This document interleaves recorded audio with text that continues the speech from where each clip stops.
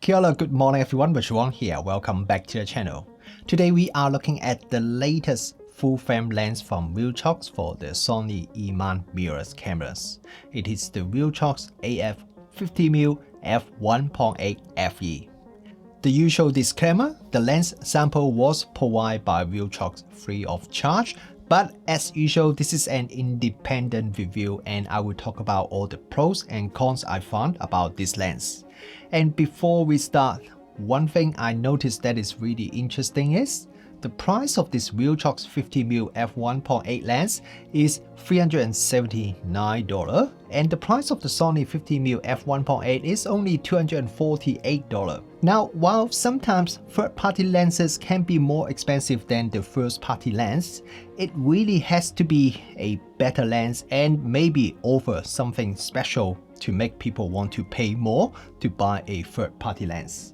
So in this review, I'm going to compare the Viltrox 50mm f1.8 lens with the Sony 50mm f1.8 lens and see whether I can find out why the Viltrox is more expensive than the Sony. And one more thing, I want to say a big thank you again to Auckland Camera Center for their help in making this video.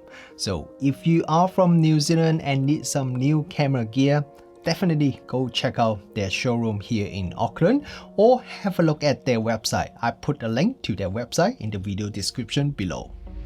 This Viltrox 50mm f1.8 lens has very similar design to the other full-frame Viltrox autofocus lenses. The size of the lens is average size for a 50 f1.8 mirrorless prime lens.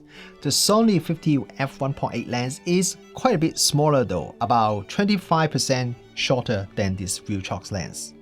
This Viltrox lens optical formula consists of 11 elements in 10 groups, so it is quite complex design for a 50 f1.8 lens. The Sony lens, for example, is only 6 elements in 5 groups. The body of this Viltrox lens, including the lens mount, are all made of metal. There's no mention about weather seal and I also don't see any rubber seal on the lens mount, so I assume this is not a weatherproof lens.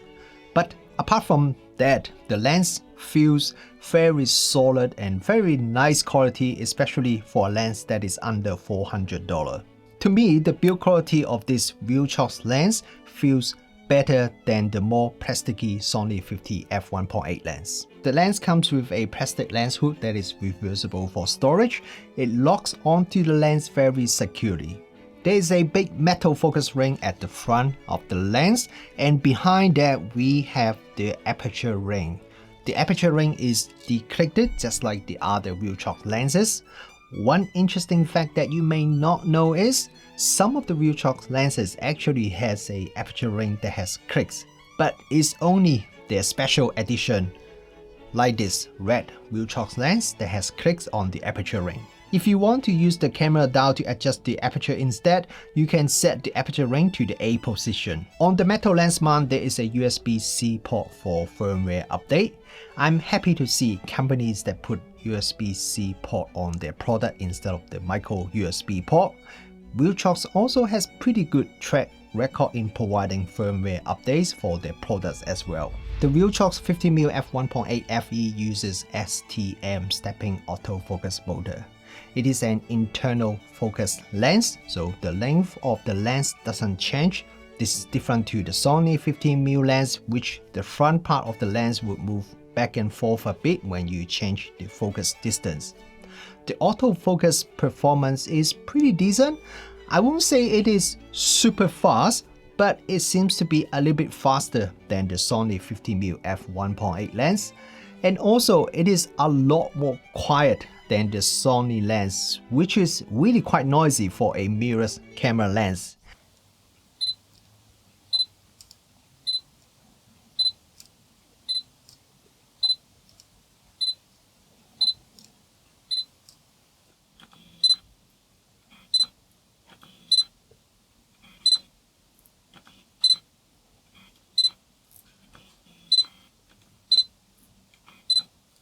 Another thing I noticed is with the Sony lens, even when I'm doing a single point AFS focus on a static object with the Sony a7R4, there's still some pretty noticeable focus hunting, which could be pretty distracting.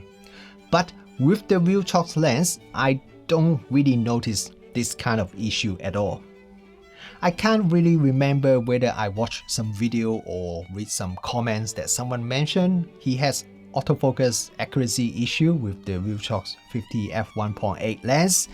So I pay special attention to this area when working on this review, and I would say I really have no issue at all with the autofocus accuracy or reliability. With the Sony a7R4, even with the photos that are shot under low light, the autofocus seems to work very accurate and also very reliable. I actually feel Viltrox lens autofocus seems to be more reliable than the Sony 50 f1.8 lens. And even when I asked my daughter to take some photos of me and just using the IAF at f1.8, when I check the photos, the result seems to be always spot on. So from my experience, I really have no autofocus issues at all, even with the very demanding a7R4. After testing a few full-frame Viltrox lenses, I noticed all of them have pretty average close-up shooting capability. This Viltrox 50mm lens is also the same. The minimum focus distance is 55cm or almost 22 inch, and the maximum magnification ratio is only 0.1, which is a bit lower than most other 50mm f1.8 lens in the market. The Sony 50mm f1.8 lens can focus 10cm closer, and the maximum magnification ratio is a bit higher at 0.14 times. Okay, now let's have a look at the image sharpness, and as usual, let's look at the center sharpness first. With the Viltrox lens, the center sharpness is quite decent already at the maximum aperture. I'm testing it using a 60 megapixel a7R4, and even when I zoom in the photo at 200%, the sharpness is really not bad at all. And once I stop down to f2.8, then the center becomes really sharp. So stop down the lens any further, I don't really see any improvement in terms of center sharpness. Compared to the Sony appears to be slightly sharper at the center at f1.8, but the difference is really minor. However, I do see the Sony has a little bit more chromatic aberration as well. Once stop down to f2.8, then the Sony also becomes really sharp, and I don't see any difference between these two lenses. And now let's have a look at the corner sharpness, and it gets quite interesting. At f1.8, the corner sharpness of the Viltrox is surprisingly good. Okay, I won't say it is super sharp, but we are looking at the extreme corner from a 60 megapixel photo shot at the maximum aperture. I really can't complain at all. Stop down to f2.8, the corner become pretty sharp, and at f4, the corner sharpness of this Viltrox lens is excellent. And to understand why I say the Viltrox is surprisingly good, we just need to look at Sony's corner sharpness at f1.8. Compare the Viltrox with the Sony, you can see how much sharper the Viltrox is at f1.8. To be fair, I don't think the Sony is terrible, consider the price, but the Viltrox is just simply much better. Stopping down the Sony to f2.8, and the corner is still softer than the Viltrox at f1.8. I need to stop down the Sony to f4, and then the corner sharpness is finally slightly better than the Viltrox at f1.8. When it comes to corner sharpness, the Viltrox really impressed me. Okay, let's have a look at the bokeh from the Viltrox. I shot this photo at f1.8. The bokeh looks quite nice. There is no strong halo near the edge of the bokeh balls, so overall the bokeh does not look nervous, and there's only a small amount of cat's eye effect near the corner. However, when I zoom in the photo, I do see some pretty obvious onion pattern. I checked a few other photos that I shot with the Viltrox lens, and they all show similar kind of onion pattern. Compare it with the Sony lens, bokeh from the Sony looks quite similar overall, but one big difference is that the Sony lens doesn't have any noticeable onion pattern. The Viltrox has surprisingly small amount of vignetting even when shooting at the maximum aperture f1.8. Even with this blank wall photo, the light fall off at the edge is still not really that noticeable. The Sony lens is also not bad, but looking at these two photos side by side, you can see the Viltrox has a bit less vignetting. And once I stop down the lenses to f2.8, then both of them has virtually no noticeable vignetting. Looking at the photos that I shot at f1.8 with the Viltrox lens, quite often I can see a bit of color fringing around the high contrast area. I won't say it is terrible, but you may need to do a bit of post-processing if you don't want to see color fringing in your photos. However, when I look at the test photo that I shot with the Sony lens, the Sony also has quite a bit and probably very similar amount of chromatic aberration around the high contrast areas. And now let's have a look at my local test photos. Put the photo from these two lenses side by side. Both lenses show a bit of longitude chromatic aberration, and the amount of local I think is quite similar. One thing I have noticed after testing lots of lenses is the first party lens or lens from the older brands usually has much better lens flare performance than the newer third party lens manufacturers. So let's see if this is the case this time as well. Here is the side-by-side comparison of the Viltrox lens with the Sony lens. The Sony does indeed has a little bit better lens flare performance than the Viltrox. There is less ghosting and it also maintains better contrast.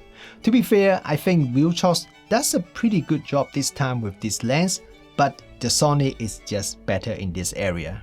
Let's have a look at my brick wall test photos to see this lens's distortion performance.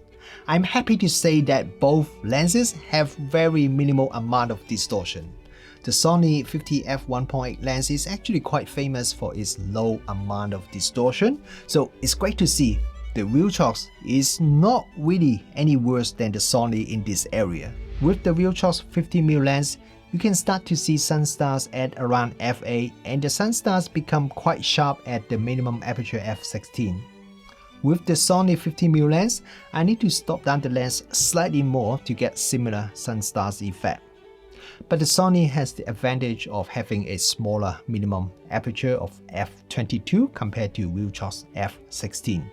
The Sunstars from the Viltrox lens are 18 points Sunstars, and the Sunstars from the Sony lens are 14 points Sunstars. The Viltrox 50mm f1.8 has quite good Coma control. Let's have a look at the test photo shot at f1.8.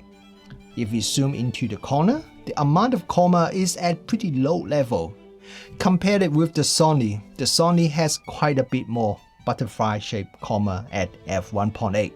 So this Viltrox could be a good budget lens for astrophotography.